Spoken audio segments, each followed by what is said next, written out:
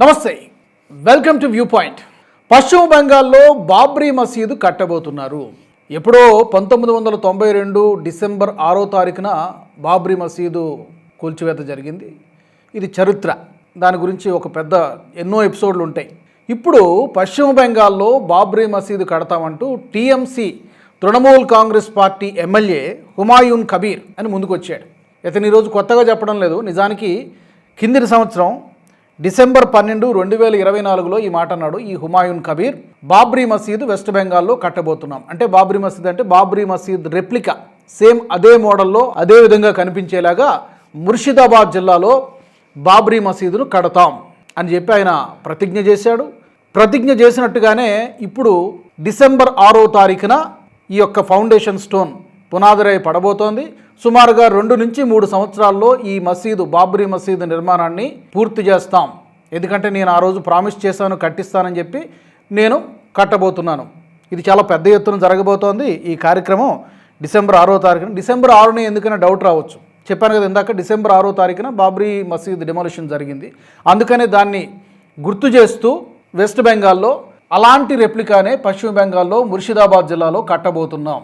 అయితే ఈ నిర్ణయం నుంచి ఈ టీఎంసీ ఎమ్మెల్యేకి తీసుకున్నటువంటి ఈ నిర్ణయానికి పార్టీకి ఏమీ సంబంధం లేదని చెప్పి దూరం జరిగేటువంటి ప్రయత్నం టీఎంసీ చేస్తోంది. కానీ ఇంత సున్నితమైనటువంటి విషయం మీద ఇంత కీలకమైనటువంటి నిర్ణయం తీసుకున్నప్పుడు ఆ పార్టీ అధినేతకు అంటే మమతా బెనర్జీకి తెలియకుండా ఇతను ఇలాంటి నిర్ణయం తీసుకుంటాడా? అంత సాహసం చేయగలడా?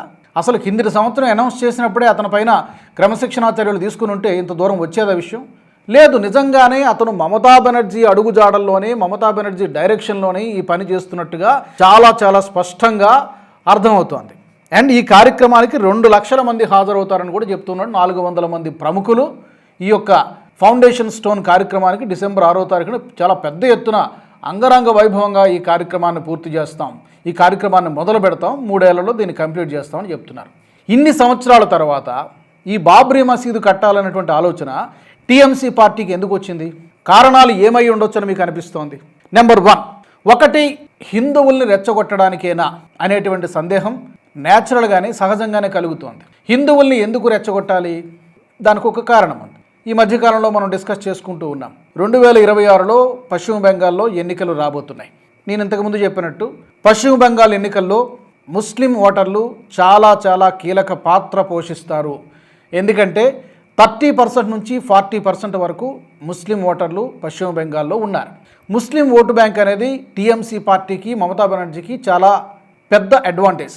ఆ ముస్లిం ఓటర్లను ప్రసన్నం చేసుకోవాలి అంటే, ఆ ముస్లిం ఓట్లన్నీ తమ పార్టీ వైపు పోలరైజ్ కావాలి అంటే ఇలాంటి అంశం ఏదో తెర మీదకు తీసుకురావాలి, గ్రౌండ్ ప్రిపేర్ చేస్తున్నట్టుగా చాలామంది విశ్లేషకులు చెబుతున్నటువంటి మాట. ఎన్నికలు వస్తున్నాయి కాబట్టి ముస్లిం ఓట్లను కొల్లగొట్టడానికి మమతా బెనర్జీ చేస్తున్నటువంటి ఒక పొలిటికల్ డ్రామా ఇది అని అంటున్నారు. ఎపీజ్మెంట్ పాలిటిక్స్కి టీఎంసీ పెట్టింది పేరు అని చెప్పి చాలామంది సీనియర్ జర్నలిస్టులు చెప్తారు. నాట్ ఓన్లీ టీఎంసీ పార్టీ, ఆ మాటకు వస్తే కాంగ్రెస్ పార్టీపై కూడా అలాంటి అపవాదే ఉంది, సమాజ్వాదీ పార్టీపై కూడా అలాంటి అపవాదే ఉంది. అపవాదు కాదు, నిజానికి వాస్తవం. అపవాదం అనే మాట తొలగించాల్సిందే. నిజానికి వాస్తవం, దానికి ఎన్నో ఉదంతాలు ఉన్నాయి చరిత్రలో. కరసేవకులను అంతమొందించినటువంటి చరిత్ర సమాజ్వాదీ పార్టీకి ఉంది. అలాంటి చరిత్ర ప్రతి పార్టీకి ఉంది. ఇలా ఈ టీఎంసీ పార్టీకి కూడా అలాంటి చరిత్ర ఉంది. ఎంతోమంది హిందువులపైనటువంటి దాడి చేసినటువంటి సంఘటనలు పశ్చిమ బెంగాల్ చరిత్రలో చాలా ఉన్నాయి. పంచాయతీ ఎన్నికలకే చాలా పెద్ద ఎత్తున హింస చెలరేగుతూ ఉంటుంది పశ్చిమ బెంగాల్. అసెంబ్లీ ఎన్నికలకి, ఈ లోక్సభ ఎన్నికలకి వదిలేసేయండి, ఇంకా చాలా భయానకంగా ఉంటుంది అక్కడ సిచ్యువేషన్. ఆ పార్టీకి ఎవరైతే ఓట్లు వేయలేదో వాళ్ళని గుర్తించి మరి వాళ్ళని గాయపరచడమో లేకపోతే చంపేయడమో చేసినటువంటి సందర్భాలు చాలా ఉన్నాయి. కొన్ని సందర్భాల్లో బీజేపీ పైన విమర్శ కూడా వచ్చింది. తమ పార్టీ కార్యకర్తలకు సరైనటువంటి రక్షణ కల్పించలేకపోయింది అనేటువంటి విమర్శ వచ్చింది. సరే, అది వేరే అంశము, దానిలోకి ఇప్పుడు నేను పోదలుచుకోలేదు. సో మమతా బెనర్జీ పర్మిషన్ లేకుండానే ఒక ఎమ్మెల్యే ఇలాంటి పని చేయగలడా? ఈ హుమాయూన్ కబీర్ నో, అవకాశం లేదు. ఒకవేళ ఆమె పర్మిషన్ లేకపోయి ఉంటే అతను ఆ నిర్ణయం బాహాటంగా బయటకు వచ్చి చెప్పినప్పుడే అతన్ని పార్టీ నుంచి సస్పెండ్ చేయడమో లేకపోతే అతని నుంచి ఒక షోకాజ్ లెటర్ అడగడమో, వివరణ అడగడమో చేసి ఉండాల్సింది. కానీ ఎందుకు చేయలేదు మమతా బెనర్జీ అంటే, మమతా బెనర్జీకి తెలిసే, మమతా బెనర్జీ డైరెక్షన్లోనే ఈ హుమాయూన్ కబీర్ ఈ బాబ్రీ మసీద్ అనేటువంటి పొలిటికల్ డ్రామా ఆడుతున్నట్టుగా చాలా స్పష్టంగా అర్థమవుతోంది. దీనికి బీజేపీ స్పందన ఏంటి? ఎస్, డెఫినెట్గా బీజేపీ స్పందిస్తుంది. ఎందుకు స్పందించదు? మసీదు ఎక్కడ కడితే శ్రీరాముడి మందిరం కూడా అక్కడ కట్టి తీరుతాం.